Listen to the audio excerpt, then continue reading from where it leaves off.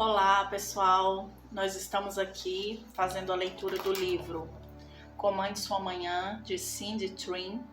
Vamos agora para o capítulo 4. O que você tem liberado na atmosfera? Eu sou a soma total de tudo o que tenho confessado ao longo dos anos. Joel Osteen. Palavras liberadas na atmosfera não desaparecem ou se dissipam. Elas não possuem limites geográficos. As palavras têm poder, presença e implicações proféticas. Elas criam uma força magnética que puxa a manifestação do que você fala, boas ou más, bênçãos ou maldições, de outros campos, regiões e dimensões. Elas ficam suspensas e incubadas na atmosfera do espírito, esperando a hora certa e a condição oportuna para a manifestação. Josué liberou esta declaração depois da conquista de Jericó. Ele disse: Maldito diante do Senhor seja o homem que se levantar e reedificar esta cidade de Jericó. Sobre seu primogênito afundará, e sobre o seu filho mais novo lhe porá as portas. Josué 6:26. Estas palavras pairaram na atmosfera por aproximadamente 600 anos, sem que nada acontecesse em Jericó. Então, 1 Reis 16:34 conta o restante da história. Em seus dias, Hiel, o Betelita, edificou a Jericó, em Abirão, seu primogênito, e afundou, e em Segube, seu filho menor, pôs as suas portas, conforme a palavra do Senhor que falara pelo ministério de Josué, filho de Nun. Você entendeu? A morte do primogênito de Hiel ocorreu como resultado das palavras liberadas pela boca de Josué e da correspondente ação de Hiel. Novamente, o livro de Números, uma história já mencionada brevemente. As crianças de Israel vagaram no deserto por 40 anos e morreram. Não porque estavam perdidas, mas porque decretaram o seu exílio com suas próprias bocas. Por causa de sua conversa caprichosa, negativa e ingrata, eles, sem saber, alteraram seu destino, que deveria ter durado uma quinzena para uma jornada de 40 anos. Isso foi a sorte do diabo. O plano original de Deus ou as suas próprias realizações? A Escritura revela claramente que a jornada de vagar no deserto se deu como resultado de suas próprias palavras enganosas. Números 14. E todos os filhos de Israel murmuraram contra Moisés e contra Arão. E toda a congregação lhes disse: Quem dera tivéssemos morrido na terra do Egito, ou mesmo neste deserto. E porque o Senhor nos traz a esta terra para cairmos à espada e para que nossas mulheres e nossas crianças sejam por presa, não nos seria melhor voltarmos ao Egito?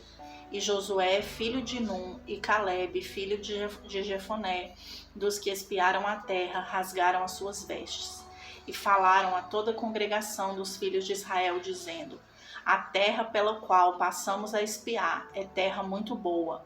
Se o Senhor se agradar de nós, então nos porá nesta terra, e nola dará, terra que mana leite e mel. Tão somente não sejais rebeldes contra o Senhor, e não temais o povo desta terra, porque são eles nosso pão. Retirou-se deles o seu amparo, e o Senhor é conosco, não os temais. Mas toda a congregação disse que os apedrejassem. Porém, a glória do Senhor apareceu na tenda da congregação a todos os filhos de Israel. E disse o Senhor a Moisés: Até quando me provocará este povo? Até quando não crerá em mim, apesar de todos os sinais que fiz no meio dele? Números 14, 2 e 3 e versos 6 a 11. Deus havia falado para o povo de Israel e prometido dar-lhe a terra de Canaã como herança. No entanto, eles acreditaram mais em seus medos que em Deus. confiaram mais no conforto da escravidão do que na esperança de viverem como reis e sacerdotes. Embora Deus os tivesse prometido sua própria terra, eles desfizeram a sua promessa não somente com a falta de fé, mas também com as palavras que disseram.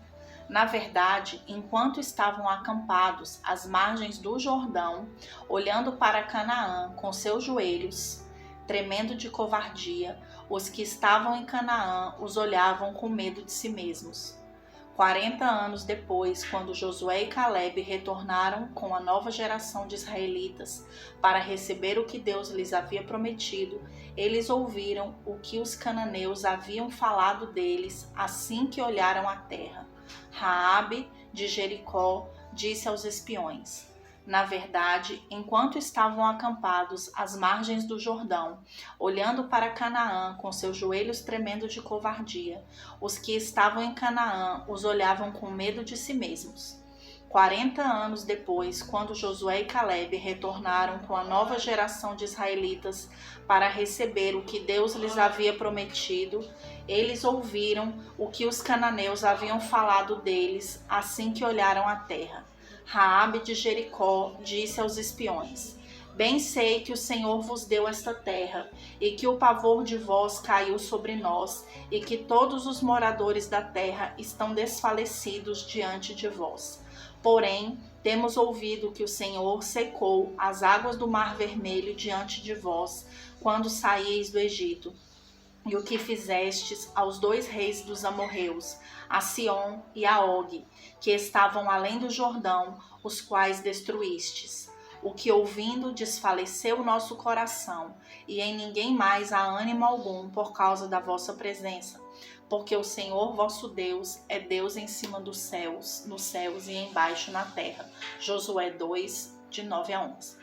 Enquanto os israelitas estavam chamando aqueles de Canaã de gigantes, os corações daqueles gigantes se derretiam com medo dos israelitas. Ao invés de ouvir Josué e Calebe, cujas palavras enchiam a atmosfera com fé, eles escolheram sugar toda a esperança que havia ao seu redor, ouvindo aos outros 10 espiões que falavam somente da sua incapacidade e da grandeza dos seus inimigos. Eles até tentaram arrepender-se quando compreenderam o que tinham feito e decidiram tentar obedecer a Deus, ficando com a terra.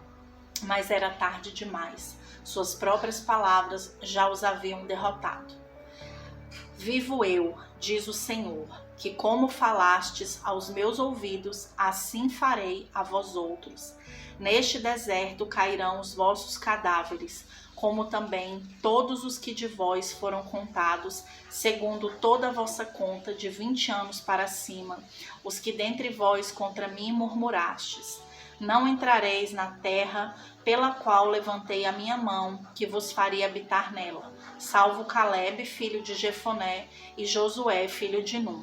Mas os vossos filhos, de que dizeis, por presa serão, porei nela, e eles conhecerão a terra que vós desprezastes.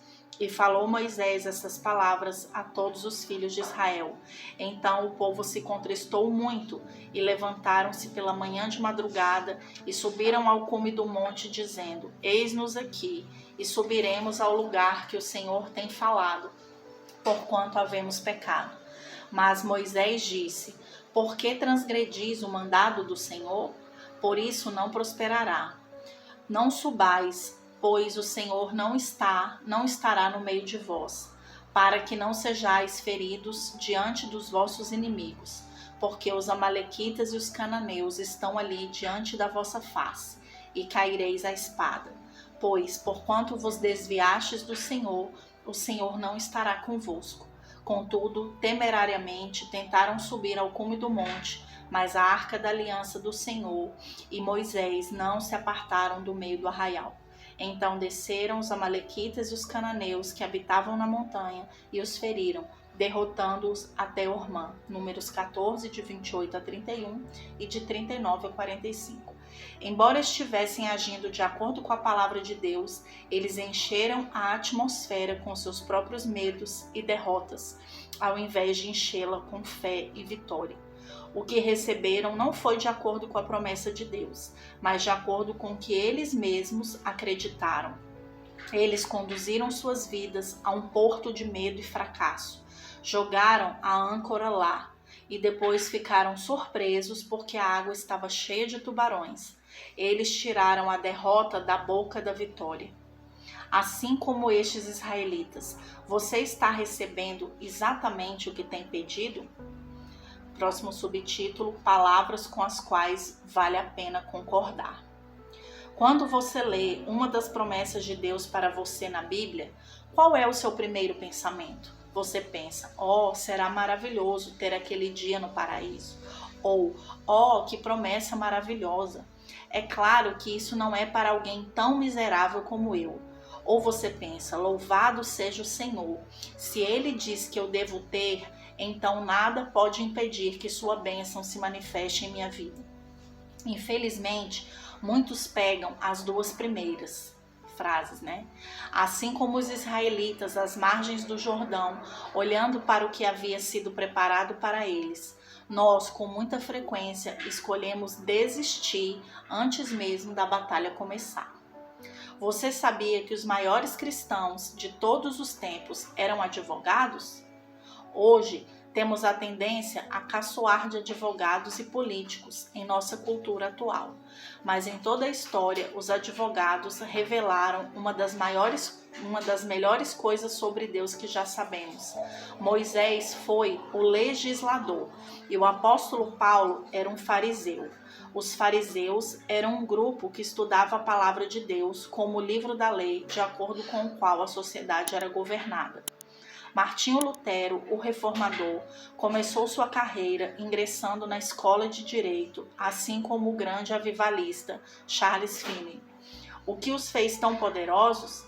Eles liam suas Bíblias como advogados leriam quando estudavam para se preparar para uma causa, e colocavam mais fé em Deus, mantendo sua palavra, do que colocavam fé em qualquer lei terrena ou promessas políticas.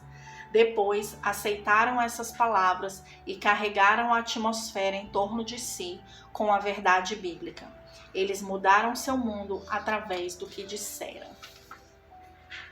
Veja o que aconteceu quando Ezequiel usou a palavra de Deus e falou em uma atmosfera morta. Veio sobre mim a mão do Senhor, e ele me fez sair no espírito do Senhor e me pôs no meio de um vale que estava cheio de ossos, e me fez passar em volta deles. E eis que eram muito numerosos sobre a face do vale, e eis que estavam sequíssimos. E me disse: Filho do homem, porventura viverão estes ossos? E eu disse: Senhor Deus, tu o sabes. Então me disse: Profetiza sobre estes ossos e dize-lhes: Ossos secos, ouvi a palavra do Senhor.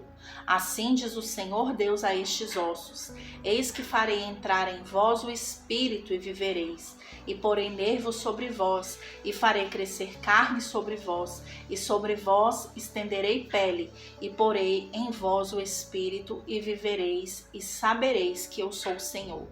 Então profetizei como se me deu ordem, e houve um ruído enquanto eu profetizava, e eis que se fez um rebuliço, e os ossos se achegaram, cada osso ao seu osso. E olhei, e eis que vieram nervos sobre eles, e cresceu a carne, e estendeu-se a pele sobre eles por cima, mas não havia neles o espírito.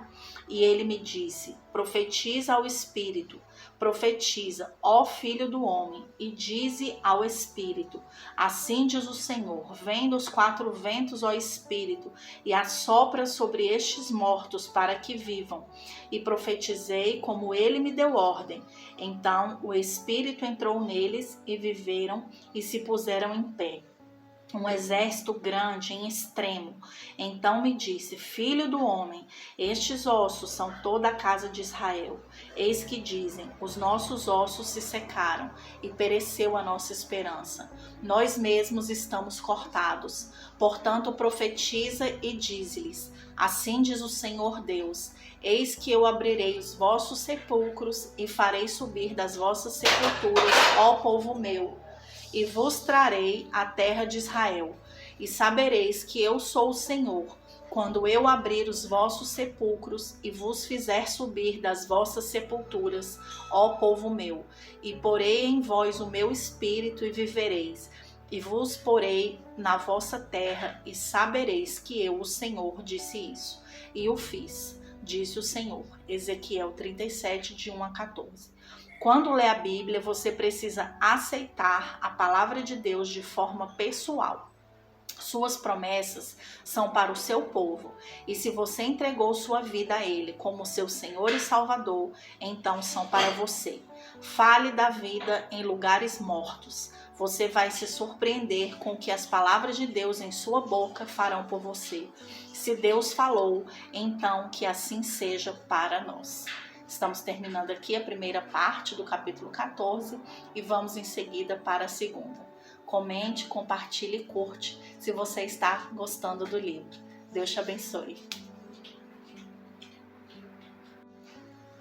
Olá pessoal, estamos aqui lendo o livro Comande Sua Manhã, de Cindy Trimm, e estamos indo para a parte 2 do capítulo 4, a partir da página 81, subtítulo A Batalha Pertence a Deus. O livro de 2 Crônicas, capítulo 20, conta a história do rei Jeosafá. Quando Israel enfrentou a invasão da aliança de nações lideradas pelos Moabitas e pelos Amonitas. Então vieram alguns que avisaram a Jeosafá, dizendo: Vem contra ti uma grande multidão da além do mar e da Síria, e eis que já estão em Azazon Tamar, que é em Gedi. Então Jeosafá temeu e pôs-se a buscar o Senhor e apregoou jejum em todo Judá. E pôs-se Jeosafá em pé na congregação de Judá e de Jerusalém, na casa do Senhor, diante do pátio novo, e disse: Ah, Senhor, Deus de nossos pais, porventura não és tu Deus nos céus? Não és tu que dominas sobre todos os reinos das nações? Na tua mão há força e potência, e não há quem te possa resistir. Ah, nosso Deus, porventura não o julgarás? Porque em nós não há força perante esta grande multidão que vem contra nós, e não sabemos o que faremos, porém os nossos olhos estão postos em ti. Então veio o Espírito do Senhor no meio da congregação sobre Jaaziel, filho de Zacarias, filho de Benaia, filho de Jeiel, filho de Matanias, levita dos filhos de Asaf, e disse: Dai ouvidos todo Judá, e vós, moradores de Jerusalém, e tu, ó rei Jeosafá. Assim o Senhor vos diz: Não temais, nem vos assusteis por causa desta grande multidão, pois a peleja não é vossa, mas de Deus. E pela manhã cedo se levantaram e saíram ao deserto de Tecoa, e ao saírem Jeosafá pôs-se em pé e disse: Ouvi-me, ó Judá, e vós, moradores de Jerusalém, crede no Senhor vosso Deus e estareis seguros. Crede nos seus profetas e prosperareis. E aconselhou-se com o povo e ordenou cantores para o Senhor que louvassem a majestade santa, saindo diante dos armados e dizendo: Louvai ao Senhor, porque a sua benignidade dura para sempre. E quando começaram a cantar e a dar louvores, o Senhor pôs emboscadas contra os filhos de Amon e de Moabe e os das montanhas de Seir, que vieram contra Judá e foram desbaratados. 2 Crônicas 20, 2 a 3, 5 a 6, 14 a 15, 20 a 22. Em vez de medo, Jeosafá recebeu uma estratégia de Deus e a pôs em ação. Ele creu em Deus e em sua palavra que a batalha era dele. Então celebrou a salvação em Deus antes mesmo de vê-la. Eles encheram a atmosfera com orações e louvores, carregando o ar com o poder e a provisão de Deus, até o momento em que eles viram seus inimigos e que realmente haviam sido derrotados. Concorde com o que Deus já disse em sua palavra sobre você e sua situação. Você tem de ouvir a palavra de Deus. Então, encha sua atmosfera com suas promessas de resolução dos seus problemas. Apeguemo-nos com firmeza à esperança que professamos, pois aquele que prometeu é fiel. Hebreus 10, 23. Assim, gente, nós vamos concluindo aqui a segunda parte do capítulo 4 e daremos início em seguida ao capítulo 5. Deus te abençoe.